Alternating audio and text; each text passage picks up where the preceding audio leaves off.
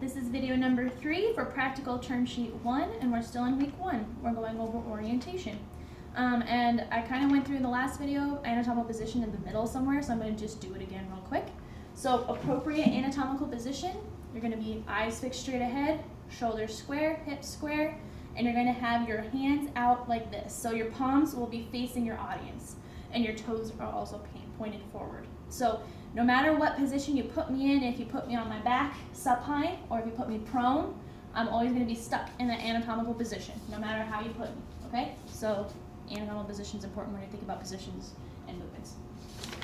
So for orientation, what we're talking about is where things are in relation to other things. This is really useful in medical terminology because you don't want to just say, like, there was a mole above his eyebrow. Like, which eyebrow, what's going on? Is it more towards like the center of his head, more like towards the temple? So you want to say correct anatomical terminology. So let's go over what that is. First on your list you have superior / inferior. So superior always just means above something else, and inferior means below something else. And I always think, like, if I'm superior to somebody else, I'm like, I am superior to you, you're below me, okay? So a good example for this would be, for example, your sternal area is superior to your umbilical region, okay? So it's above it. And you can notice the way I'm using that language. It's superior to the umbilical region, okay? It's a weird way to talk and think, but that's how you're gonna be using these words. For inferior, opposite way, right? Your umbilical region is inferior to or beneath your sternal region. So inferior to the sternal region.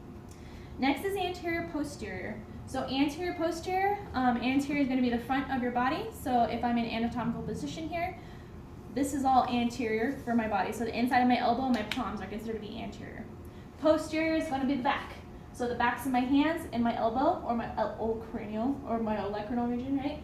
That's all going to be posterior, okay? So if something's anterior to something else, like my belly, my umbilical region is anterior to my lumbar region, okay?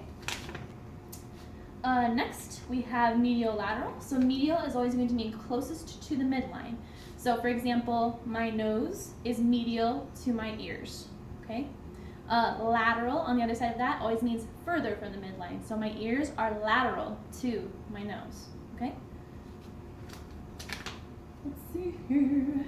Then we have dorsal or ventral. So dorsal and ventral are going to be kind of similar to anterior and posterior, but ventral means close to like the front of your body, or basically where your guts are, kind of. So that's been ventral. Dorsal is just along your back. So those are going to be more referred to as kind of, not necessarily as positions relative to one another, but as kind of like regional. Then we have proximal and distal. And just a note here, and you'll see that on your list as well, proximal and distal applies to limbs or appendages only, okay? So what do I mean by that? I mean, I can't say that my sternum is proximal or distal to my umbilical just because it doesn't make sense. It only works on limbs. So proximal means close to the trunk. Again, the trunk being all of this going on here. So proximal would be closest to the trunk. Distal would be furthest away from the trunk. And the reason why we use terms like this rather than lateral or medial is because you're going to be your limbs are movable, right? So if I put my hand over my heart, even though my hand is really far away from the trunk, if you follow it like a rope, I can put it over my heart and you'd be like, oh, well, it's close to the heart. No, it's still very distal. So for an example, my antecubital region would be proximal to my carpal region because it is closer to the trunk, okay? Even if I put my carpal region over my heart, the antecubital region is still proximal to my carpal region because you follow your arm like a rope, okay? For distal, my carpal region would be distal to my my antecubital region, okay? So only applies to the limb. And you wouldn't use superior or inferior for the limbs because, like I said, your limbs are movable. So I can always say my wrist is superior, and then I could say, oh, now it's inferior. So only use proximal, distal for your limbs, and inferior, superior along your trunk.